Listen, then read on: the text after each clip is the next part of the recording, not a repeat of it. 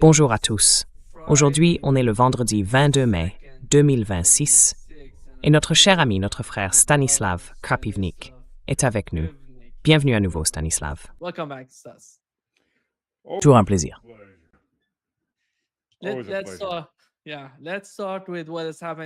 Toujours un plaisir. Oui, commençons par ce qui se passe aux États-Unis. Tulsi Gabbard a démissionné. Et à mon avis, c'était l'une des figures les plus importantes de l'administration Trump. Parce qu'au début, en janvier, quand on pensait qu'elle allait faire partie du gouvernement, on croyait qu'elle serait opposée à la guerre au Moyen-Orient, qu'elle allait aider Donald Trump dans le dossier de la guerre en Ukraine. Rien de tout cela ne s'est produit. On a en fait la poursuite de la guerre en Ukraine et la guerre au Moyen-Orient qu'on n'avait pas auparavant.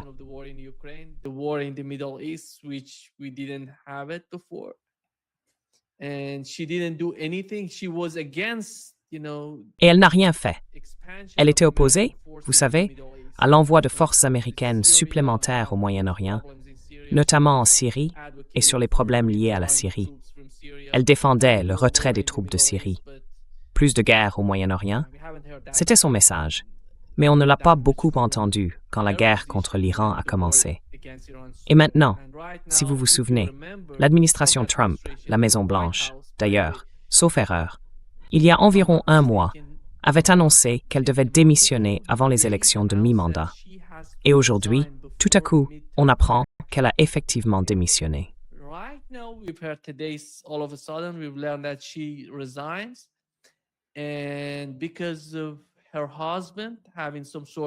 Et comme son mari souffre d'une forme de cancer des os, c'est pour ça qu'elle doit, vous savez, l'aider. Elle doit l'accompagner tout au long du processus médical qu'il traverse. Et selon vous, que faut-il comprendre du départ de Tulsi Gabbard? Est-ce que ce sera une grande perte pour l'administration Trump? Ou bien est-ce qu'ils ne seront pas vraiment affectés par, vous savez, la perte de Tulsi Gabbard? Et ce n'est pas seulement à propos d'elle. Mary-Lise Fox, hier, a aussi démissionné. J'ai l'impression que ces démissions ont un lien, d'une manière ou d'une autre, avec la guerre au Moyen-Orient. Quelle est votre lecture de la situation?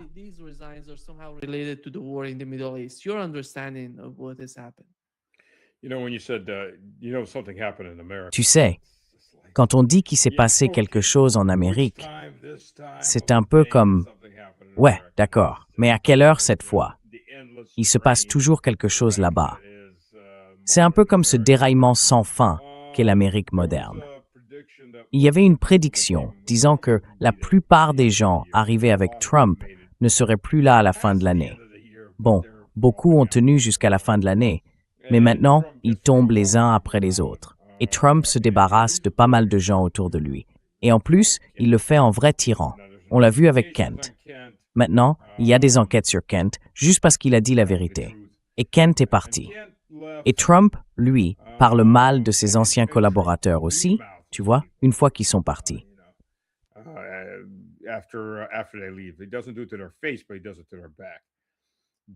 Il ne le fait pas en face, mais il le fait dans leur dos. Avec Tulsi Gabbard, tu sais, franchement, c'est pas une grande perte. Il y avait beaucoup d'espoir en elle. Mais le premier truc qui a semblé bizarre, c'est quand Danny Davis, elle voulait que Danny Davis soit son assistant.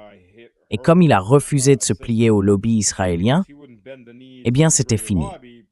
Alors là, ça a déjà fait sonner les alarmes pour tous ceux qui suivaient un peu, parce que bon, ça voulait dire qu'elle s'était pliée. Et son discours a commencé à devenir plus pro-israélien. Désolé, je dois changer de position. J'ai une vieille blessure de l'armée qui s'est réveillée, donc je dois lever la jambe. Ça m'a un peu fait descendre, mais je suis toujours là.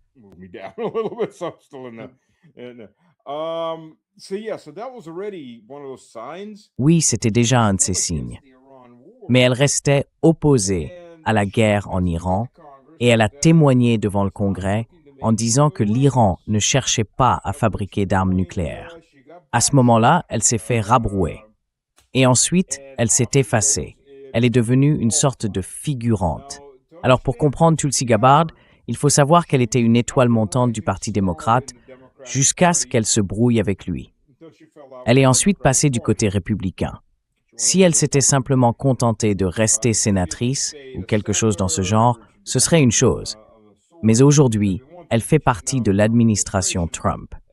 Et si elle en est écartée, si Trump la renvoie, sa carrière politique est pratiquement terminée.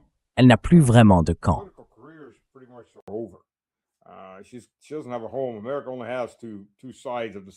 L'Amérique, c'est juste les deux faces d'une même pièce.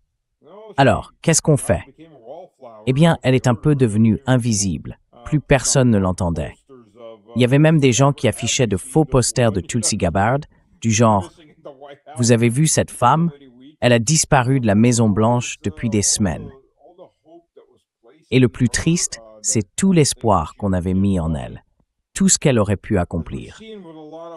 Comme on l'a vu dans beaucoup d'endroits, avec beaucoup de gens, et même avec Trump au départ, tout ça a été mal placé. Parce qu'au final, eh bien, dans son cas, elle a été neutralisée assez vite pour servir l'agenda israélien.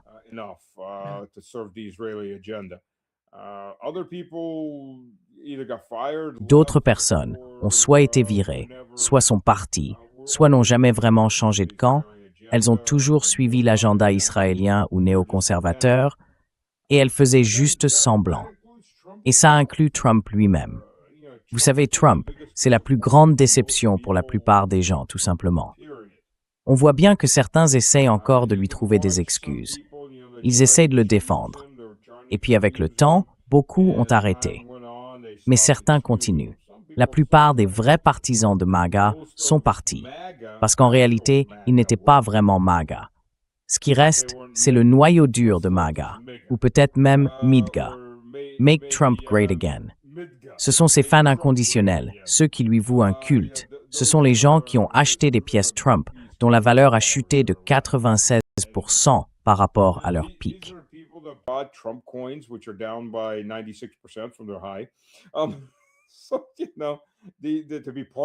Alors, vous savez, faire partie de la famille Trump, ça lui a rapporté 30 milliards de dollars, comme un cadeau pour lui et Melania. Parce que Melania aussi avait ses propres pièces, les Melania Coins, qui sont sorties. Voilà la réalité. Et comme je l'ai déjà dit, malheureusement, elle n'a pas accompli grand-chose. Elle nous a quand même donné au début quelques éclairages sur Trump. Je me souviens, c'était en février de l'année dernière, ou peut-être même en mars, quand elle expliquait que comme Trump n'aime pas lire, ça devrait déjà faire sonner des alarmes dans la tête des gens. Parce que Trump n'aime pas lire. Ils ont dû réorganiser les notes du président, passer de documents écrits à quelque chose qui ressemblait plutôt à un résumé façon Fox News.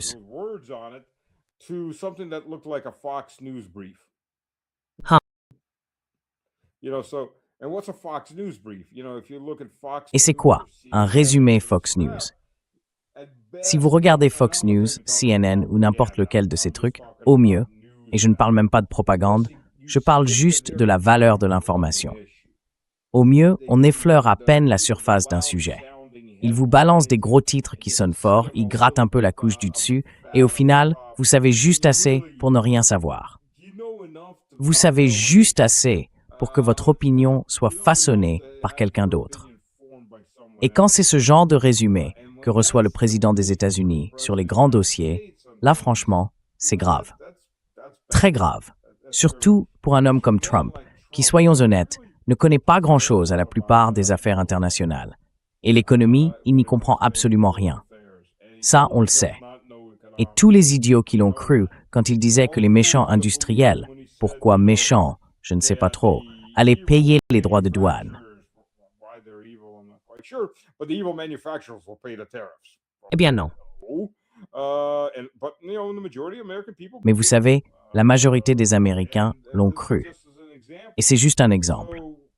Donc quand elle a expliqué que vous voyez, les notes d'information allaient ressembler à ça, eh bien pourquoi est-ce que quelqu'un serait surpris d'apprendre que les comptes rendus de guerre de Trump sur l'Iran, c'était 2 minutes d'images de choses que l'Amérique faisait exploser? Pas des choses américaines qui explosaient, non, uniquement ce que l'Amérique faisait exploser pendant 2 minutes. Et c'est tout. Voilà, Monsieur le Président, tout ce qu'il faut savoir sur la guerre que vous avez lancée aujourd'hui. Donc malheureusement, oui, elle n'a pas seulement été en dessous des attentes. Elle a été une vraie déception, un échec total.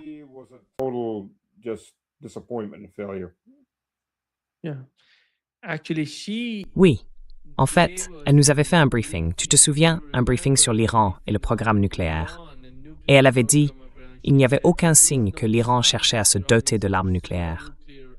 Puis Donald Trump est sorti, avant que la guerre ne commence, avant la première série de conflits. Donald Trump a dit, je me fiche de ce qu'elle a dit.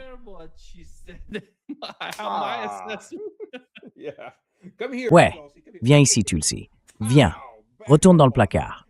Si on veut t'entendre, on te fera sortir et on te serrera la tête. Je crois que c'était la fin. Depuis, on n'a pas beaucoup entendu parler d'elle. Et quand la guerre a commencé, on n'a plus rien entendu du tout.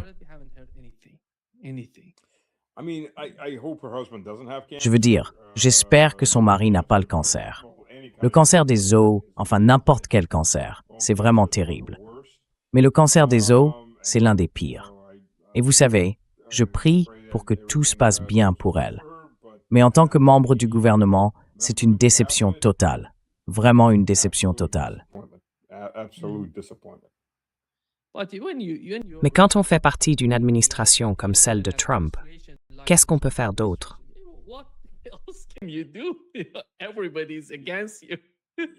Tout le monde est contre toi. Tu sais ce que tu peux faire? Oui, Massa. Qu'est-ce que tu veux que je dise, Massa? Dis-moi ce que tu veux que je pense, Massa. Je répète tout ce que tu dis, Massa. Oui, Massa.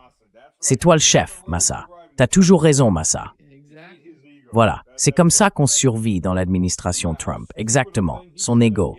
C'est ça, peu importe la stupidité de ce qu'il dit. Oui, Massa, c'est toi le chef, Massa. Voilà, c'est ça. Et si tu refuses de faire ça, si tu as un peu de décence, un peu de respect pour toi-même, alors demande-toi pour qui tu t'apprêtes à servir. Et ce n'est pas le peuple américain. Ce ne sont pas tes électeurs. Donc voilà. Voilà qui détient le pouvoir. Oui, c'est pour ça qu'on a demandé à Joe Kent de démissionner de son poste, parce qu'il ne pouvait rien y faire.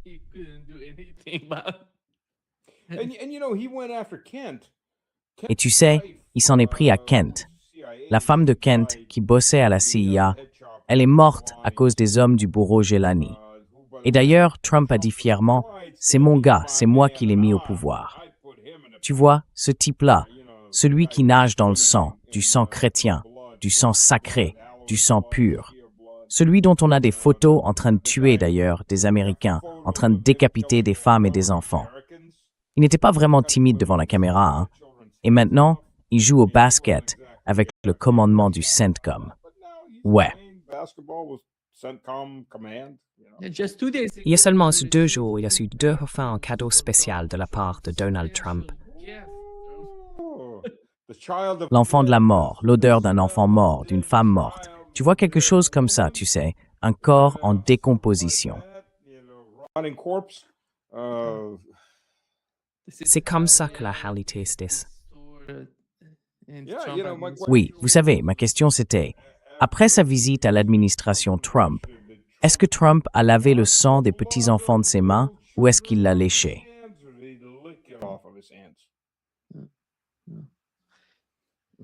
Oui. Stan, quand tu regardes la situation entre Israël et le Liban, tu vois bien ce que fait le Hezbollah en ce moment. Quelle est, selon toi, la stratégie du Hezbollah et à quel point tu la trouves efficace?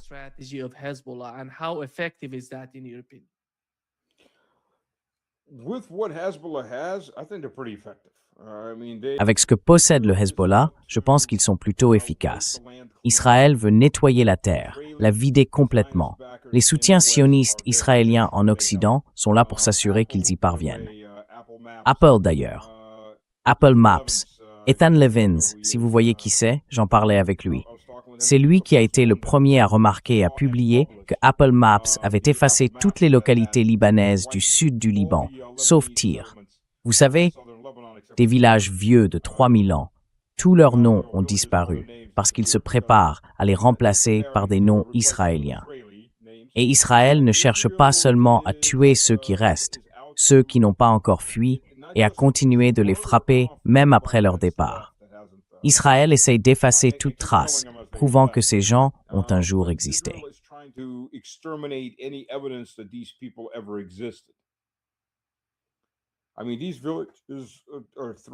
Je veux dire, ces villages ont 3000 ans. Certains sont même plus anciens. Ils ont survécu.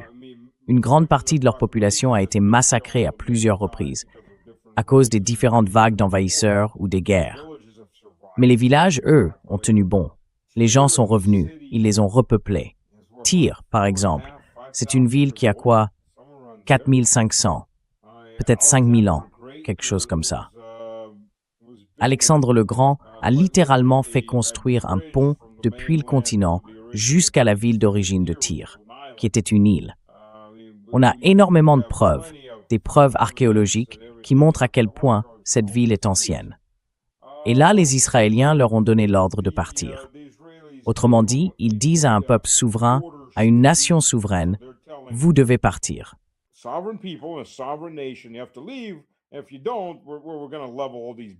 Si vous ne le faites pas, on va de toute façon raser tous ces bâtiments et effacer la ville, parce que ce n'est pas notre ville. Alors on va juste exterminer notre histoire et tout le reste. Les Israéliens, c'est un régime psychopathe, complètement hors de contrôle.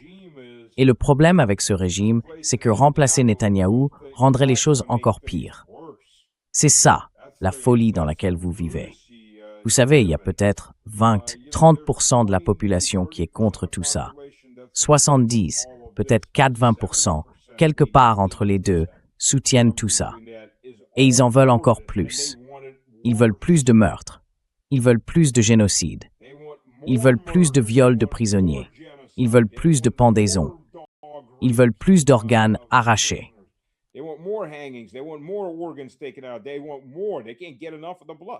Ils en veulent toujours plus. Ils n'en ont jamais assez du sang. Franchement, ils ne pouvaient pas s'en rassasier.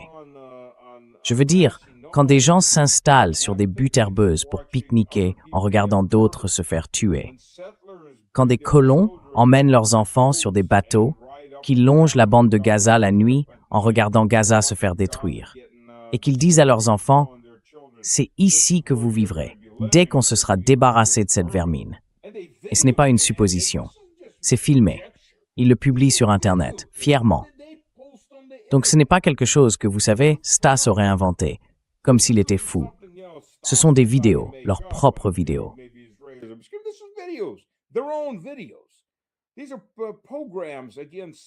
Ce sont des attaques contre les villages palestiniens, et pas seulement les villages palestiniens musulmans, aussi les villages palestiniens chrétiens. Ils arrivent là-bas et brûlent des gens vifs dans leurs maisons. Ils détruisent leurs récoltes. Ils volent leurs moutons. Regardez Jérusalem, par exemple. Jérusalem était autrefois chrétienne à un quart. Aujourd'hui, c'est bien moins que ça. Et les agressions contre les chrétiens, c'est tous les jours.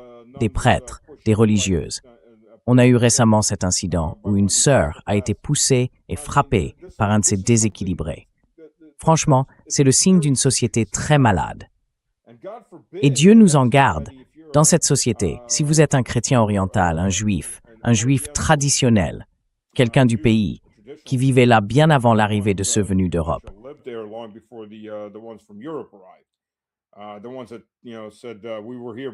Ceux qui, vous savez, disent « Nous étions là avant Israël et nous serons là après Israël ». Ces gens-là se font battre encore plus violemment que les Palestiniens, parce qu'on les considère comme des traîtres à leur propre peuple. Vous voyez, c'est une société profondément malade, dont le premier réflexe sur à peu près tout, c'est la violence, y compris entre eux. Franchement, je ne sais pas comment le dire autrement. Quand des snipers israéliens finissent par craquer eux-mêmes, parce que, j'imagine, mettre des balles dans la tête d'enfants finit par les rattraper, qu'ils hurlent la nuit et qu'ils sont sous médicaments parce qu'ils ont tué tant d'enfants. Au moins ceux-là ont encore un peu d'humanité, assez pour se sentir coupables. Mais je pense que beaucoup d'entre eux n'ont même plus ça.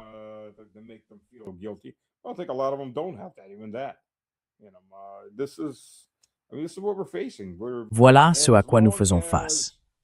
Et tant que les psychopathes européens, sans parler des psychopathes américains, soutiendront tout ça à fond, souvenez-vous de ce qu'a dit Mears, Ils font le sale boulot de la civilisation. En d'autres termes, si vous ne faites pas partie de l'Union européenne ou des États-Unis, vous n'êtes pas civilisé. Vous êtes des animaux qu'il faut éliminer.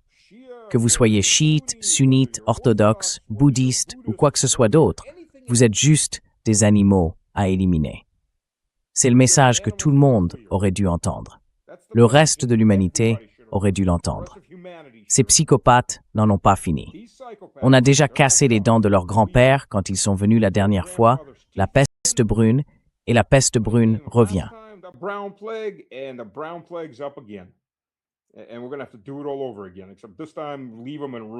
Et on va devoir tout recommencer, sauf que cette fois, il faudra les laisser en ruine.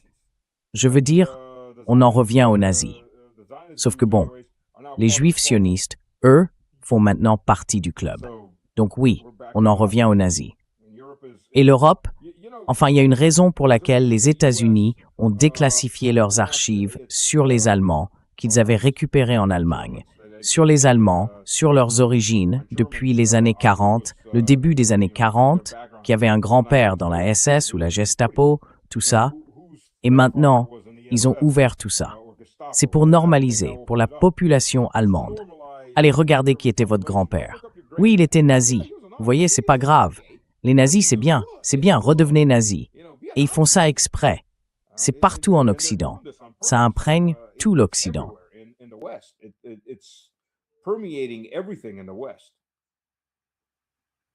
Oui, Cool. est-ce qu'on sait combien de batteries du dôme de fer Israël produit chaque année? Ou bien est-ce que d'autres pays en fabriquent pour Israël? Parce qu'au moins ces 2 ou 3 derniers jours, on en a vu 5 ou 6 être touchés par des drones du FAA. Qu'est-ce qu'on sait là-dessus?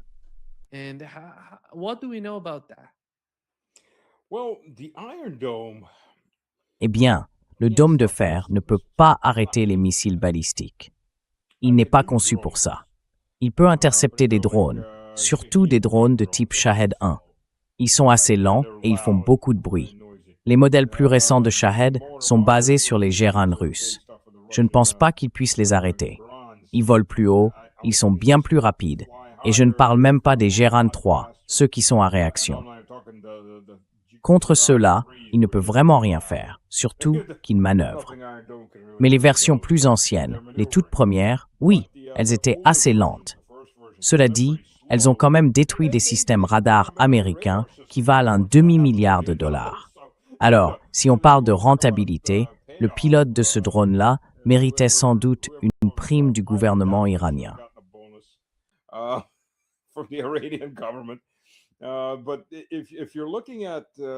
Mais si on regarde pourquoi ils ont été créés, c'était pour faire face aux roquettes que le Hamas tirait. Aujourd'hui encore, le Hamas tire des roquettes sur Israël. Ce sont des engins assez rudimentaires, faits maison. En gros, ce sont juste des roquettes balistiques. Il n'y a aucun guidage. Ils en tirent un paquet et elles retombent un peu n'importe où, dans une direction générale. La charge explosive n'est pas énorme non plus. C'est vraiment du matériel artisanal, en somme. Ce qu'a apporté Iron Dome, la partie vraiment intelligente du système, c'est le calcul radar. Parce que ce qu'ils font, c'est qu'ils détectent toutes les roquettes qui suivent simplement une trajectoire balistique. Elles ont une courbe parabolique et le système calcule où elles vont retomber et ce qu'il y a à cet endroit-là.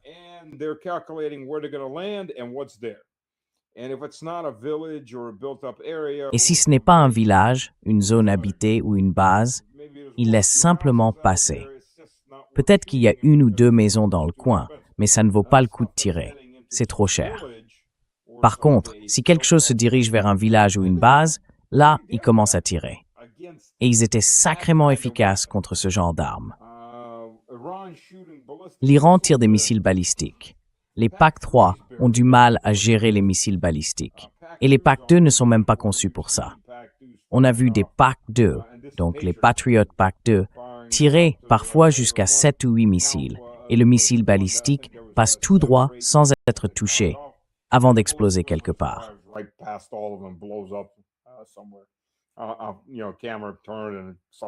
Vous savez, une caméra s'est tournée et quelque part à quelques immeubles de là, ça a explosé. C'est ça la réalité. Le dôme de fer ne peut rien faire contre ça.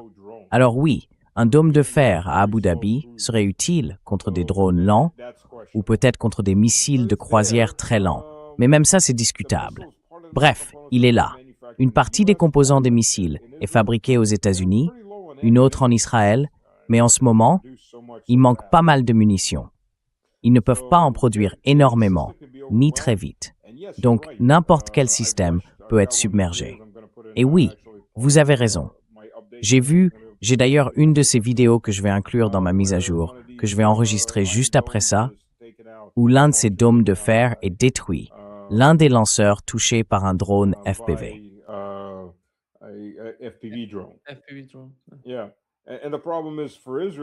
Oui, le problème pour Israël, c'est qu'Israël est un pays relativement petit et que ses missiles de recherche et développement n'ont pas une très grande portée. Donc, qu'on le veuille ou non, il faut les placer assez près de la frontière pour qu'ils n'aient pas à parcourir une trop longue distance. Et d'ailleurs, pour les Israéliens, c'est une catastrophe, non seulement parce qu'un lanceur a été détruit, mais aussi parce qu'ils ont perdu des chars, d'autres équipements. Tout ça a été détruit du côté israélien, même pas à l'intérieur du Liban. Et le Liban, pour eux, ça a déjà été une très grosse blessure.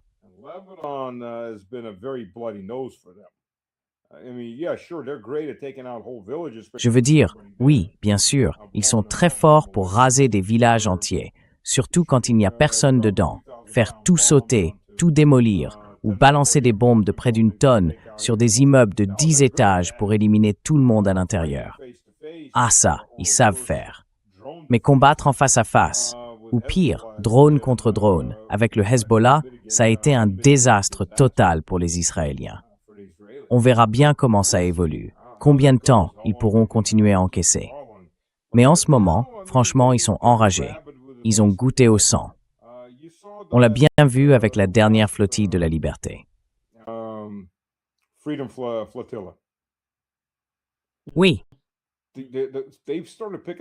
Ils ont commencé à en intercepter certains à plus de 1000 km. Beaucoup ont été abattus à plus de 500 km. C'est en eaux internationales. Vous ne défendez pas vos eaux. Ce sont des eaux internationales. Ça s'appelle de la piraterie. Mais le pire, ce n'étaient pas les coups, ni les agressions sexuelles, ni les humiliations infligées à ces volontaires, qui étaient tous des civils désarmés. Ce n'est pas ça, le pire, de ce que les Israéliens leur ont fait. Le pire, c'est quand on les a déposés à Chypre ou dans d'autres endroits, et que les gouvernements européens, beaucoup d'entre eux étaient leurs propres citoyens, n'en ont tout simplement rien eu à faire. Et ce n'est pas seulement les gouvernements européens, mais aussi la Nouvelle-Zélande et l'Australie.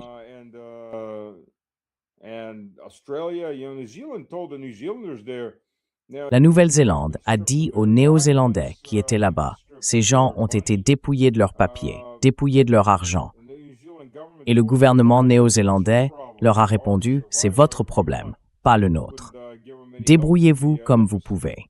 Ils n'ont reçu aucune aide de l'ambassade. Franchement, c'est à quel point cette classe parasite de l'Union européenne et des gouvernements occidentaux est lamentable et sans colonne vertébrale. Ce sont des parasites. Ah, pour prendre, ils prennent, mais ils brisent ce contrat social en un instant parce qu'ils sont tous achetés et payés par d'autres. Et regardez le Parti républicain aux États-Unis, avec Massey Party qui reste Ron Paul. Désolé, mais oui, c'est à peu près tout.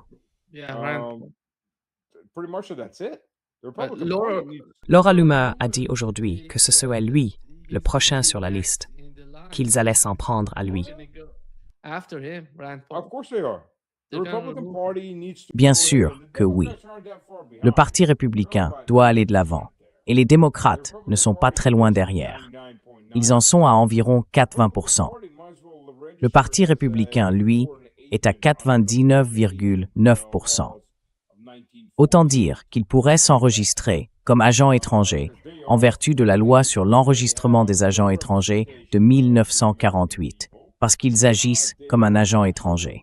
Ils ne représentent pas le peuple américain. C'est une entité totalement possédée.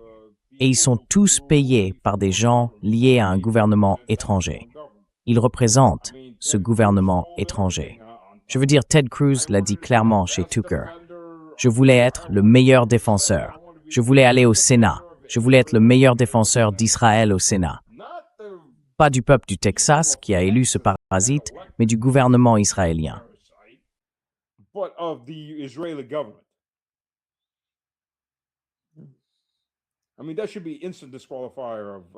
Je veux dire, ça devrait être une disqualification immédiate pour être membre du Parlement, de n'importe quel Parlement. Si quelqu'un dit un truc pareil, eh bien, on lui retire son mandat. Qu'il aille se présenter à une élection partielle et qu'il soit interdit de se représenter. Ce devrait être quelque chose sur lequel le Parlement vote. Aux États-Unis, vous n'avez pas ce genre de loi, mais la Russie, elle l'a. Oui, la Russie l'a. Là-bas, ils peuvent retirer le mandat d'un député s'il fait quelque chose comme ça, ou s'il a une double nationalité qu'il n'a pas déclarée. Parce qu'on n'a pas le droit d'être membre du Parlement quand on a la double nationalité.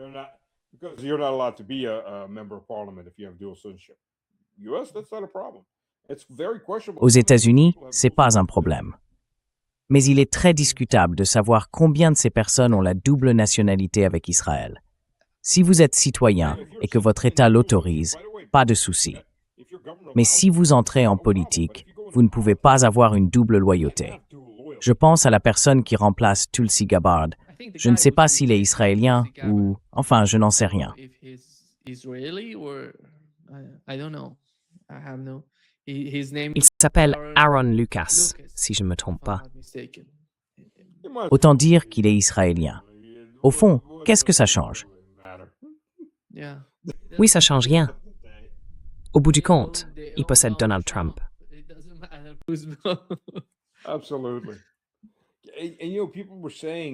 Absolument.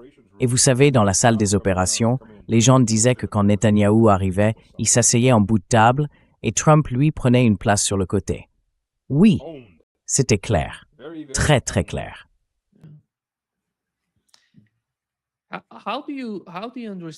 Comment comprenez-vous le fait que Donald Trump retire des troupes d'Allemagne pour en envoyer davantage en Pologne?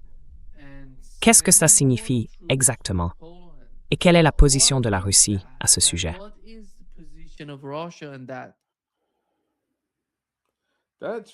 C'est très difficile à comprendre, surtout parce qu'il vient tout juste de retirer des troupes d'Allemagne, la 82e division aéroportée. Il parle de 5000 soldats envoyés en Pologne. Pourquoi ça? C'est vraiment étrange, les gars. Il retirait la brigade Stryker de Vilseck, en Allemagne. J'ai servi à Vilseck, en Allemagne. J'étais dans la 3e brigade, 1re division d'infanterie, la Big Red One, basée à Vilseck.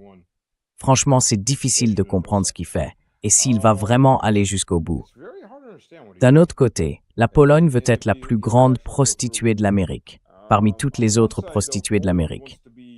Du genre, je suis ta préférée, maltraite-moi, je suis ta préférée, monsieur le Macron, je vaux mieux que les autres. C'est un peu ce que la Pologne ne cesse de crier. Est-ce que ça aide la Pologne? Pas vraiment. Non, jamais. Je veux dire la Pologne, n'oublions pas que les gouvernements polonais des années 90 ont construit des camps d'entraînement et ont aidé à former les nazis ukrainiens, dont les grands-pères ont assassiné 300 000 Polonais.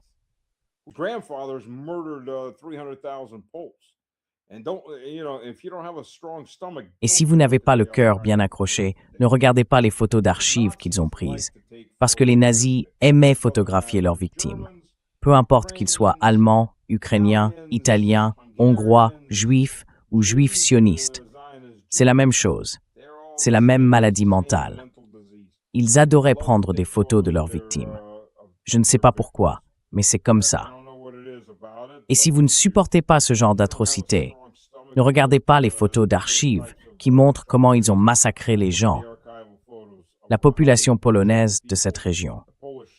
Ils ont aussi massacré beaucoup de ceux qu'on appelle aujourd'hui des Ukrainiens, quand ils n'avaient pas les mêmes opinions politiques qu'eux. Au total, ils ont tué environ 1 million de personnes.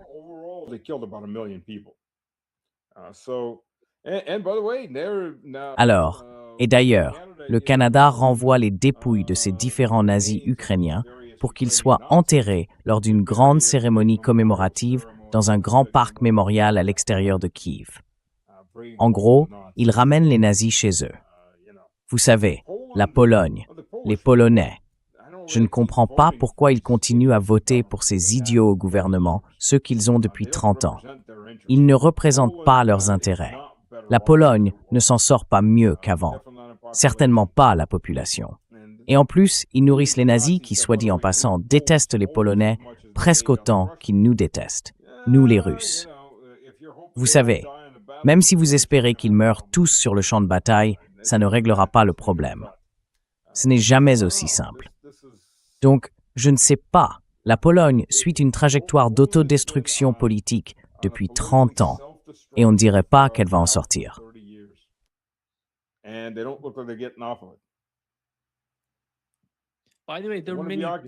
Au passage, il y a beaucoup de gens bien en Pologne.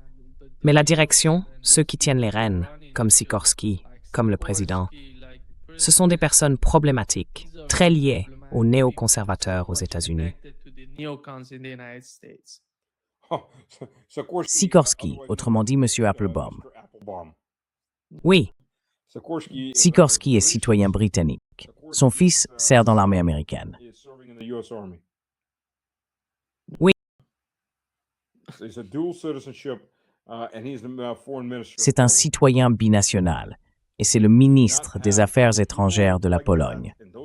On ne peut pas avoir des gens comme ça à des postes de ce niveau avec plusieurs nationalités. Excusez-moi une seconde, je me replace un peu. C'est ça le problème avec les vieilles blessures. On nous file des doses énormes d'ibuprofène, 1200 mg, des pilules de cheval. Tu sais, t'as mal à la tête, t'as perdu un bout de pied, on te dit « prends de l'ibuprofène, t'inquiète pas, tu verras plus tard ». Sauf que tout le monde n'a pas eu la chance d'arriver à plus tard. Moi, oui. Et plus tard est arrivé. De temps en temps, ça se réveille. C'est la vie.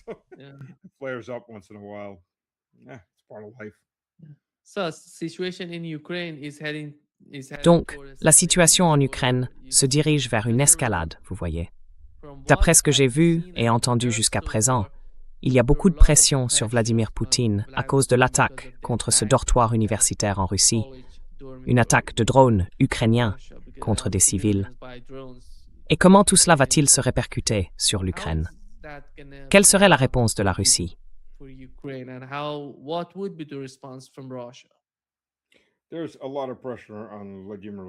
Il y a énormément de pression sur Vladimir Vladimirovitch à cause de l'attaque contre Moscou, pour ci, pour ça, pour tout en fait.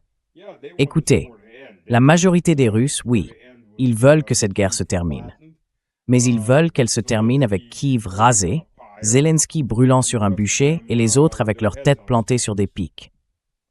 Et je suis tout à fait sérieux en disant ça. Vous savez, si vous voulez faire grimper la cote de popularité du président jusqu'à presque 100%, vous mettez la tête de Zelensky sur une pique.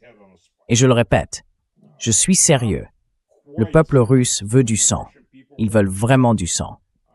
Et moi, vous savez, j'étais sur RT aujourd'hui et on en parlait justement.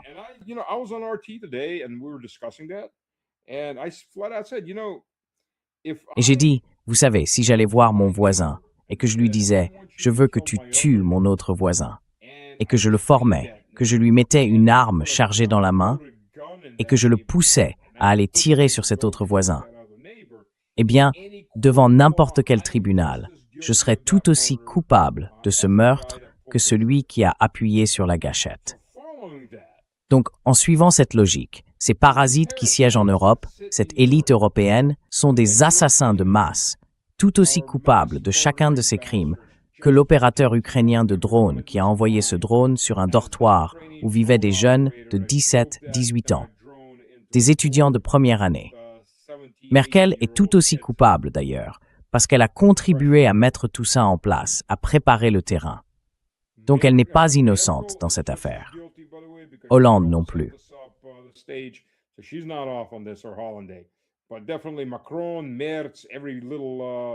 Mais clairement, Macron, Merz, tous les petits salauds autour d'eux, von der Leyen, tous, ce sont des assassins de masse coupables. Chacun d'entre eux, sans exception, ces petits types bruns, bruns comme des nazis. Vous voyez, cette peste brune, cette peste nazie, ils en font tous partie. Alors oui, ça va s'intensifier. Il faut que ça s'intensifie, jusque dans l'Europe elle-même. Pas dans l'Europe russe, ni dans 42% de l'Europe, non. À ce stade, il faut enlever les gants. L'Iran l'a montré. Ils ont frappé 13 bases américaines. Et non, il n'y a pas eu de guerre nucléaire. Il est temps de faire le ménage. Il y a une base polonaise de l'autre côté de la frontière. C'est le point de départ, celui qu'il faut raser. Je ne parle pas de le frapper, mais de le raser complètement, qu'il n'en reste pas 1 cm² d'herbe vivante.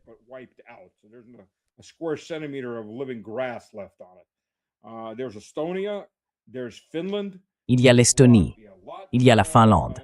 Des drones volent directement au-dessus de ces pays, probablement qu'ils décollent même de là-bas. La guerre électronique russe les intercepte, les retourne et les renvoie droit sur ces idiots.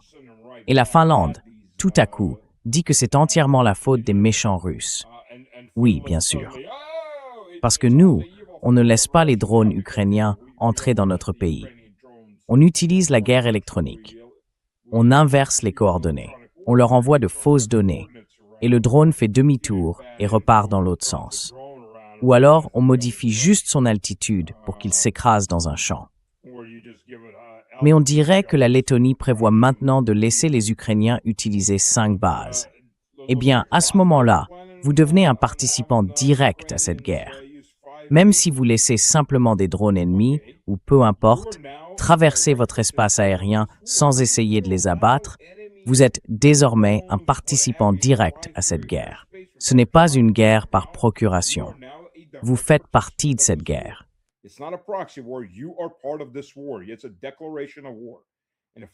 C'est une déclaration de guerre. Et si la Lettonie permet que ces bases soient utilisées, alors ces bases doivent être exterminées, effacées de la surface de la Terre. Et le gouvernement letton, les élites, doivent être détruits aussi. Les élites d'Europe doivent comprendre qu'elles vont rencontrer Jésus bien plus vite qu'elles ne le pensent. Vous savez, ce sont elles qu'il faut viser, pas le peuple, parce qu'elles se sentent en sécurité. Elles pensent pouvoir gagner de l'argent avec tout ça, rester au pouvoir grâce à ça. Et peu importe si les petites gens se font tuer. Ça ne devient grave que quand ce sont eux et leurs familles qui sont sous le feu. Voilà les gens, voilà les parasites qui dirigent l'Europe. Voilà les parasites qui dirigent la majeure partie de l'Occident. Et ce sont bien des parasites. Il n'y a pas d'argent pour vos écoles ou pour vos enfants, mais il y en a toujours pour l'Ukraine, parce qu'ils récupèrent thérapie dans leur poche.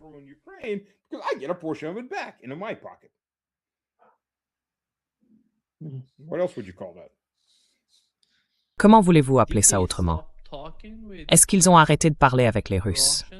Je parle des Américains, parce qu'hier Rubio a dit que les discussions étaient en pause. Qu'est-ce que ça veut dire ça? J'en sais rien. Est-ce que Dmitri va continuer à leur parler? Ou quel sera le résultat? Qu'est-ce qu'on sait là-dessus? Est-ce qu'il y a une discussion quelconque en Russie? Comment ça se passe, ces négociations avec les Américains? Parce qu'après tout, on sait bien que dans le cas de l'Europe, il n'y a aucun moyen de négocier avec les Européens.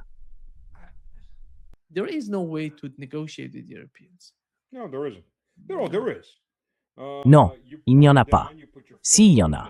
Tu les mets à terre, tu poses ton pied sur leur cou, ton épée sous leur gorge, et là, tu commences à leur dicter tes conditions. C'est la seule chose que ces parasites européens comprendront. Ils n'ont aucune autre notion. Regarde les gens qu'ils veulent. Ah, il faut qu'on parle aux Russes. Les 3 principaux noms pour être négociateurs. Kaja Kallas, Merz et Merkel. Tu vois, si Merkel n'était pas allée dans les médias en 22 pour dire à tout le monde comment elle avait dupé Poutine, hier, et qu'il n'avait jamais été sérieux à propos de Minsk 1 et 2, qu'il gagnait juste du temps pour que l'Ukraine soit prête pour une grande guerre avec la Russie. Peut-être que si elle n'avait pas dit tout ça, elle aurait pu être l'une de ces candidates. Au moins, elle aurait gardé ça pour elle.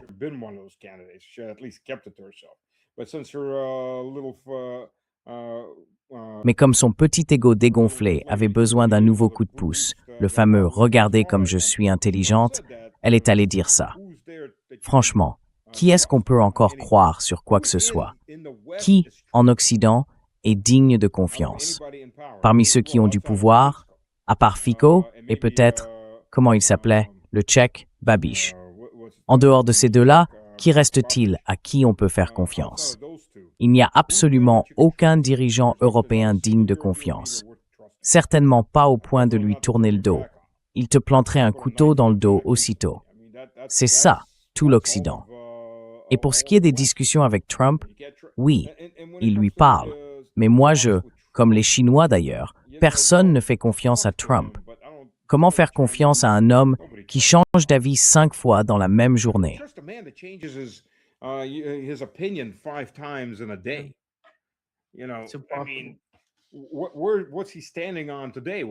Sur quoi il se tient aujourd'hui? Quelle heure est-il? Est-ce qu'il a déjà déjeuné? Est-ce qu'il a faim?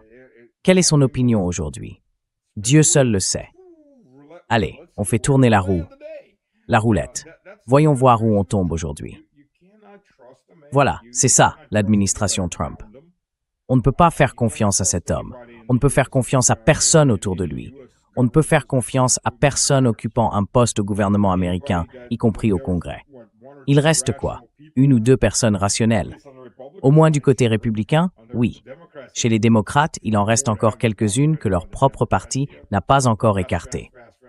Mais la très grande majorité de tout ce beau monde au gouvernement américain, ce sont des élites sociopathes, parasites du cercle Epstein. Vous avez affaire à la clientèle d'Epstein. À qui peut-on faire confiance? À personne. Who can you trust? You can't. It's so tragic, by the way, what's going on. Yeah. C'est vraiment tragique, d'ailleurs, ce qui se passe. Oui, Enfin, je ne vois rien de positif sortir de l'administration Trump. Ils parlent juste des négociations avec l'Iran. Rien. Absolument rien. C'est du grand n'importe quoi, parce que pour eux, c'est impossible. Ces gens-là sont incapables de négocier. Ils parlent, mais ils n'agissent pas. They're just talking the talks and not walking the walk. I'm just wondering if they're even talking to an Iranian. Je me demande simplement s'ils parlent vraiment à un Iranien. Pas que ce soit mal négocié, mais est-ce qu'ils ont seulement vu un Iranien ces dernières semaines? Peut-être que c'est juste Trump, assis là, avec un miroir devant lui, en train de dire « Oui, voilà, c'est les meilleures négociations qu'on ait jamais eues. » Ouais, moi aussi je suis d'accord avec toi. Les gens en rigolent, mais je ne sais pas. Ces propositions apparaissent, disparaissent, et ainsi de suite. En fait, la situation de l'Iran n'a pas vraiment changé.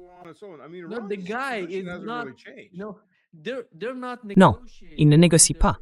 Vous savez, ils ont envoyé le vice-président des États-Unis à Islamabad et J.D. Vance n'était pas prêt à parler avec les Iraniens. En ce moment, ils envoient des messages. Le Pakistan. Quoi? Pakistan. Qatar. What is that? It's like, you know what it is? C'est un peu comme, tu vois, quand t'es en CE1, que t'aimes bien une fille là-bas, mais que t'oses pas lui dire. Alors tu lui écris un petit mot, tu m'aimes bien, et tu le donnes à un copain en disant « Tiens, passe-lui ça ». Eh bien, c'est un peu ce que ça donne, on dirait.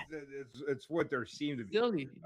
C'est incroyable ce qui se passe. Oui, Yeah. Oui, You know, these are the vous savez, ce sont des signes qui montrent qu'ils ne sont pas sérieux. Ils en ont pas envie. Je ne sais pas ce qu'ils y gagnent, parce que peut-être qu'ils manipulent le marché. Ils gagnent beaucoup d'argent avec ces manipulations. Oui, absolument. Ça pourrait être une des raisons. That could be one of the reasons he needs this. Wait. non, attends, stop.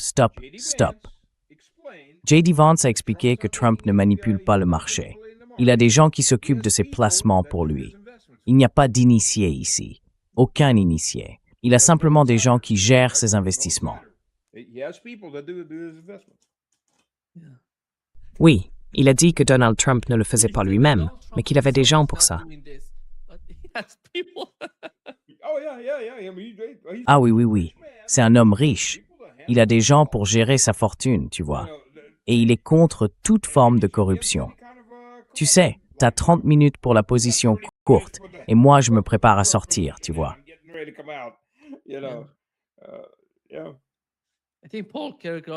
Je crois que Paul Craig Roberts a parlé de ça. Il a dit que, peut-être pour la première fois dans l'histoire des États-Unis, on a un président qui fait des affaires pendant qu'il est en fonction et qui prend des décisions en même temps.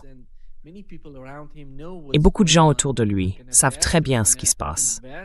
Ils vont parier, investir, faire ci et ça, et ils gagnent beaucoup d'argent. Donc le chaos, en fait, ça l'aide. Les gens en parlent, mais lui, il s'en fiche. Il a même dit lui-même qu'il se moquait du système financier, des problèmes économiques des Américains. Qui se soucie de ces gens-là? Lui, il construit la salle de bal, son entreprise.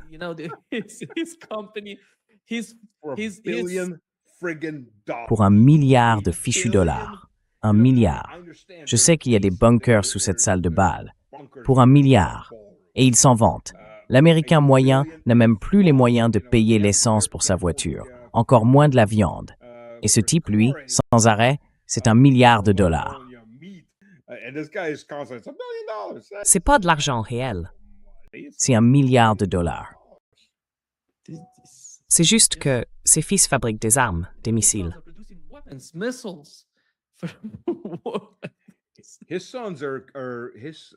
Ses fils et son gendre rédigent des contrats fonciers quand ils vont soi-disant négocier, vous savez, pour des projets de développement. C'est ça qu'ils font. Et en plus, il y a Woodcock. Franchement, regardez les grands négociateurs aux États-Unis, je vous en prie, Kushner et Woodcock. Kushner and Woodcock? Kushner and Woodcock. Repeat with Kushner et Witkoff. Répétez avec moi. Kushner et Witkoff sont les deux négociateurs les plus intelligents d'Amérique. Ils ne savent rien du programme nucléaire. Ils ne savent rien des négociations nucléaires. Ils sont juste allés là-bas pour parler. Ils pensaient que ça allait être une histoire d'argent, mais il n'y a pas d'argent là-dedans. Voilà le problème. Ah, mais ils sont très bons avec les Arabes, vous savez. Oh, but they're very good with the Arabs, you know. Just go there. Va juste là-bas et dis, « Hey, il nous faut $100 milliards. Imagine un peu. Allez là-bas, discuter avec le ministre iranien des Affaires étrangères Zarif, qui a participé aux négociations de l'accord sur le nucléaire, le JCPOA, et qui connaît chaque détail du programme et des discussions. Et, en face, parler avec Steve Witkoff et Jared Kushner, qui viennent tout juste d'en sortir. Franchement, c'est du grand n'importe quoi. C'est vraiment du grand n'importe quoi. Dumb and dumber, man. It is dumb and dumber. You know, Morandi was telling Vous savez, Marandi me disait, le professeur Marandi, Saïed me disait qu'il voyait J.D. Vance appeler Netanyahou, 4 fois. Donc, le vice-président des États-Unis, en train de négocier un accord de paix, passe des appels et reçoit ses consignes de Netanyahou. Il n'y a aucune dignité là-dedans.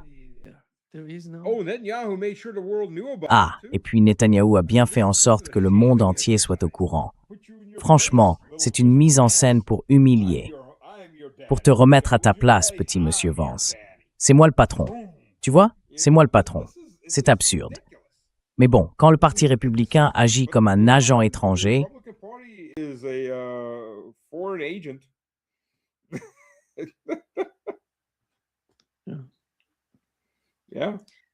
oui, autant changer carrément le drapeau.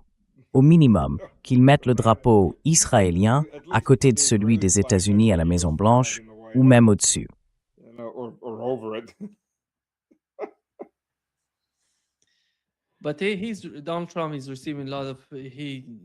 Mais Donald Trump reçoit beaucoup de soutien.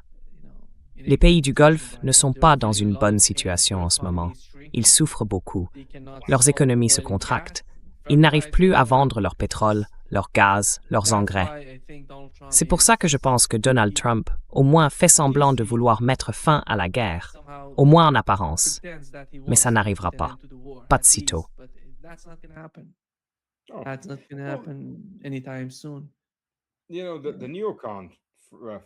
Vous savez, la faction néoconservatrice, parmi les trois dont on parle, les néocons, les juifs sionistes et les chrétiens sionistes, devient de plus en plus folle à mesure qu'on avance sur cette voie.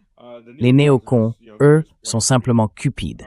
Ils veulent tout posséder et tout diriger. Mais la cupidité humaine, ça se comprend.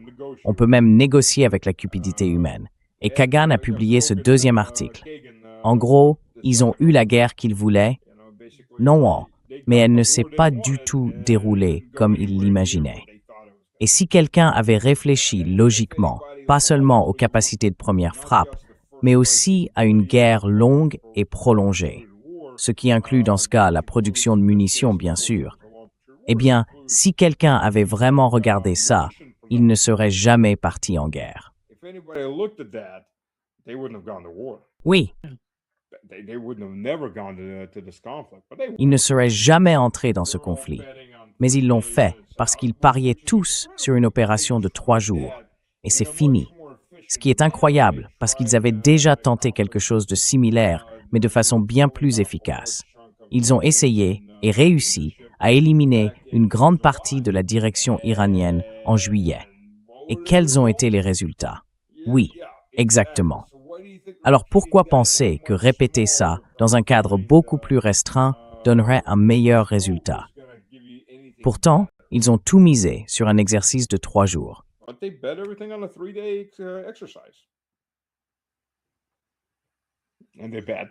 Et ils ont mal parié. Oui, on va voir ce qui va se passer. Pour l'instant, aucun signe de progrès. Oui, à ce stade, la meilleure chose que Trump puisse faire, c'est de se retirer. Le choc pétrolier est là. Je veux dire, la seule raison pour laquelle ce n'est pas encore pire, c'est que tout le monde puise dans ses réserves. Mais ces réserves, celles du Royaume-Uni, de l'Allemagne et de la France, devraient toutes s'être épuisées dans la première moitié de juin, peut-être vers la mi-juin. Donc dans 2 semaines, 2 ou 3 tout au plus, ce sera fini.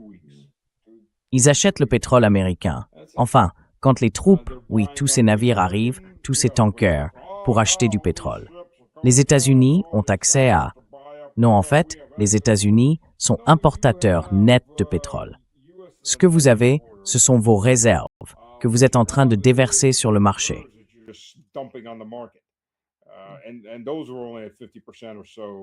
Et ça, c'était seulement à environ 50% de ce que c'était avant le Covid. Et quand ça sera épuisé, enfin, quand on n'utilise même plus ses propres réserves nationales pour son propre pays, vous voyez, tous ces autres pays du Moyen-Orient sont allés voir la Chine en disant « Est-ce qu'on peut acheter une partie de vos réserves ?» Et la Chine a répondu « Non, non. C'est comme les sauterelles qui bondissent alors que l'hiver approche. »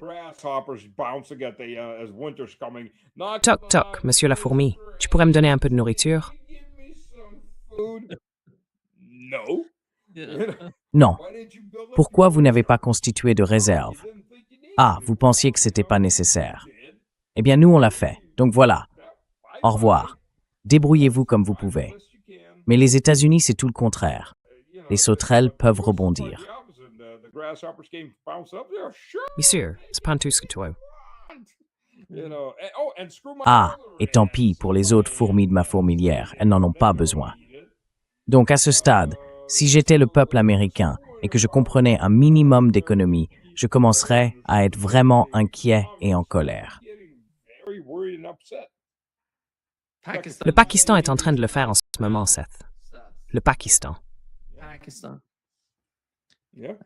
Ouais, si t'es pas encore en colère, va te cacher sous une pierre. Parce que là, tu le seras jamais, tu vois? Et si la guerre reprend? D'ailleurs, s'il lance une nouvelle offensive, l'Iran a déjà dit que ce ne serait pas une guerre régionale. Ça irait bien au-delà de la région. Et je suis sûr qu'il frapperait quelque chose en Grèce, à Diego Garcia, peut-être en Allemagne, en Roumanie, peut-être tous ces pays-là.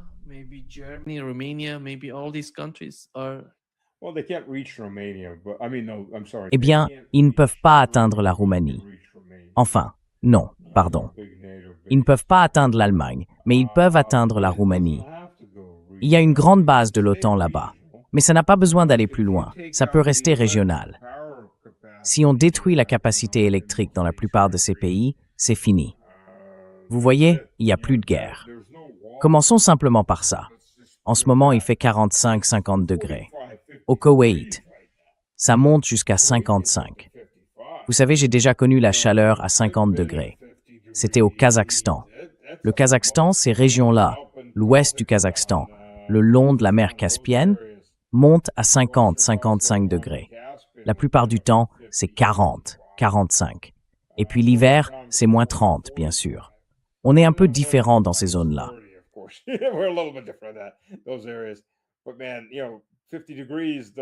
Mais franchement, quand il fait 50 degrés, la dernière chose que tu as envie de faire, c'est d'enfiler un gilet pare-balles, une armure, de prendre tout ton équipement et d'essayer de courir. Le pire, c'est qu'au Kazakhstan, là où je bossais, c'était une chaleur sèche.